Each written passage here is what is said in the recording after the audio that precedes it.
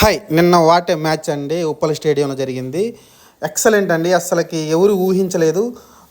పిచ్చి నార్మల్గా ఉంది, లేకుంటే మంచి బ్యాటింగ్ ట్రాకు, ఎలాంటి స్వింగ్ కానీ లేకుంటే ఎలాంటి ఆగిరావడం కానీ ఎలా ఉండదు, క్లియర్గా బౌన్స్ ఉంటుంది, బ్యాట్మెన్కి క్లియర్గా వస్తుంది అనుకున్నారు. కానీ అలాంటి పిచ్చిలో జస్ట్ ఒక 200 కొట్టొచ్చు, లేకుంటే 210 220 కొట్టొచ్చు అనుకున్నారు. కానీ 277 పరుగులండి. ఇది వన్ డే మ్యాచ్ కాదు, T20 మ్యాచ్. 277 పరుగులు అయితే చేశారు. దీనిలో ముఖ్యంగా అయితే మనం మాట్లాడుకోవాల్సింది అభిషేక్ శర్మ. ముందు స్టార్ట్ చేసింది ట్రావిస్ హెడ్ని ఏదైతే 50 చేశాడో దాని తర్వాత కొనసాగింపుగా అభిషేక్ శర్మ కొనసాగించాడు. దాన్ని కంటిన్యూషన్గా ముగింపు మటుకు క్లాస్ని ఇచ్చాడు. లాస్ట్ మ్యాచ్ ఓడిపోయాము, గెలిపించాల్సిన మ్యాచ్ని అయితే లాస్ట్లో అవుట్ అయ్యి ఆ మ్యాచ్ ఓడిపోయాం మనమైతే. కానీ ఈ మ్యాచ్ని అయితే ఫినిష్ చేశాడు, 80 పరుగులు అయితే చేశాడు. మళ్ళీ వరుసగా 2 హాఫ్ సెంచరీలు అయితే చేశాడు క్లాస్ని అయితే. ఇంకా అభిషేక్ శర్మ కూడా మన ఇండియన్ బ్యాట్స్మెన్ ఎక్సలెంట్గా ఆడాడు. అతను కూడా ట్రావిస్ హెడ్ అసలు స్టార్టింగ్ పవర్ ప్లేలోనే మీకు దాదాపు 80 పరుగులు వచ్చినాయి 6 ఓవర్లకే.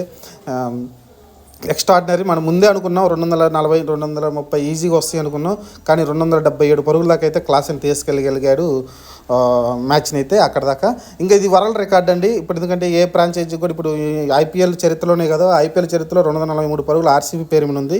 263 పరుగులు 263 పరుగులు ఆర్సీబీ పేరు మీద ఉంది.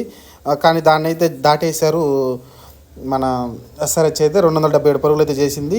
ఇంకా ఆ తర్వాత సూపర్ జైంట్ అంతకుముందు ఉంది కదా, సూపర్ జైంట్, అది కూడా 250 పరుగులు చేసింది. తర్వాత రాయల్ ఛాలెంజర్స్ వాళ్ళే మళ్ళీ బెంగళూరు రాయల్ ఛాలెంజర్స్ 245 పరుగులు ఒకటి ఉంది.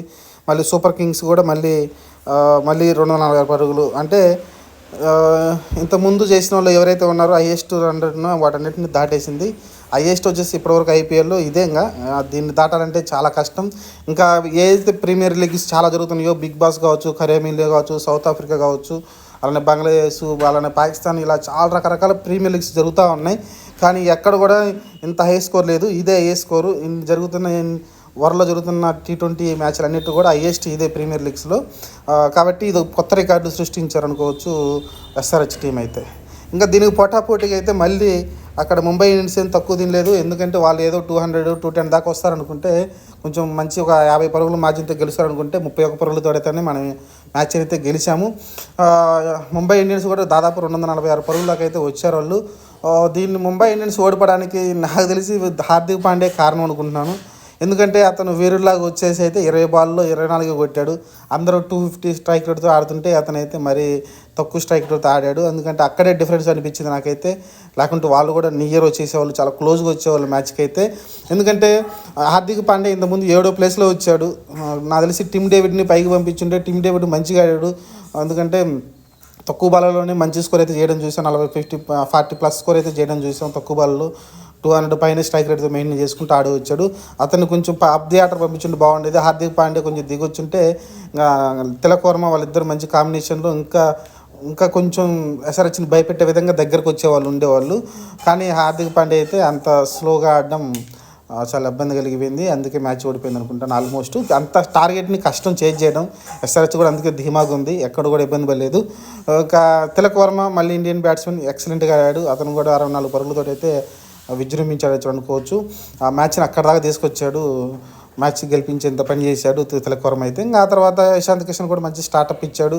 ఆ స్టార్టప్ అయితే వెంటనే అవుట్ అయ్యాడు. అయితే ఆ అవుట్ కాకుండా ఉంటే ఇంకా కొంచెం బెటర్గా ఉండేదేమో. అతను కూడా అవుట్ అయ్యాడు. తిలక్ వర్మ, టిమ్ డేవిడ్, అలానే ఇషాంత్ కిషన్ వల్ల అయితే మ్యాచ్ అయితే వాళ్ళు 246 దాకా అయితే రావడం చూసాం. అది కూడా ఒక రికార్డు. ఈ మ్యాచ్లో ఎక్కువ రికార్డులు మాత్రం పోయినాయి. ఎందుకంటే 36 సిక్స్లు రెండు టీంలు కలిపి 36 సిక్స్లు అయితే కొట్టడం చూసాం. ఒక మ్యాచ్లో, ఒక T20 మ్యాచ్లో 36 సిక్స్లు అంటే చాలా హ్యూజ్. ఇది కూడా ఒక రికార్డు. ఇలా రికార్డులు అయితే పెట్టేశారు ఎస్ఆర్హెచ్. ఈ రికార్డులు కష్టం ఇప్పట్లో నాకు తెలిసి తొలగిపోవు. ఎలాంటి బ్యాటింగ్ ట్రాక్ అయినా ఖచ్చితంగా ఎక్కడో తడబడతారు. భారీ షాట్లు అయినప్పుడు ఖచ్చితంగా మిస్ టైం అయ్యి అవుట్ అవుతూ ఉంటారు. కానీ ఇక్కడైతే రెండు టీములు కూడా పెద్ద వికెట్లు అయితే కోల్పోలేదు. ఎస్ఆర్హెచ్ కోల్పోయింది 3 వికెట్లే, అలానే ముంబై ఇండియన్స్ కోల్పోయింది కూడా 5 వికెట్లే. అంత భారీ స్కోర్లు అయితే చేశారు. వన్ డే మ్యాచ్ లాగా ఉన్నాయి. 277 పరుగులు 240 పరుగులు అంటే వన్ డే మ్యాచ్ లాగానే ఉన్నాయి నాకైతే చూడటానికి. కానీ ఇది T20 match excellent. Travis head మన ఫస్ట్ మ్యాచ్లో మిస్ అయ్యాము. ఇక్కడైతే క్లియర్. ఎందుకంటే మన ఆస్ట్రేలియాకి వరల్డ్ కప్ గెలిపించాడు. అతనే మెయిన్ లీడ్ రోల్గా ఉన్నాడు. అలాంటి ప్లేయర్ని మన పక్కన కూర్చోబెట్టాల్సి వచ్చింది. కానీ ఇక్కడ మార్కో యాన్సన్ పక్కన పెట్టి అయితే అతనైతే తీసుకొచ్చారు. అతనైతే దానికి న్యాయం చేశాడు అనుకోవచ్చు. స్టార్టింగ్ నుంచి అతన్ని మొఫక్కా అని యాక్చువల్గా 17 సంవత్సరాలు 18 సంవత్సరాల కుర్రాడైతే వచ్చాడు. 3వ అతి చిన్న వయసు ఐపీఎల్ ఆడుతున్నాడు. అండర్-19 వరల్డ్ కప్లో సౌత్ ఆఫ్రికా తరపున అయితే ఆడాడు. అతన్ని అయితే పిచ్చ కొట్టుడు కొట్టారు బాబు. కొత్త కుర్రాడు, ఫస్ట్ స్టార్టింగ్లోనే అతనికే బౌలింగ్ ఇచ్చారు ఓపెన్ చేయమని. అతన్ని అయితే ఆడుకున్నారు ఒక ఆట అయితే.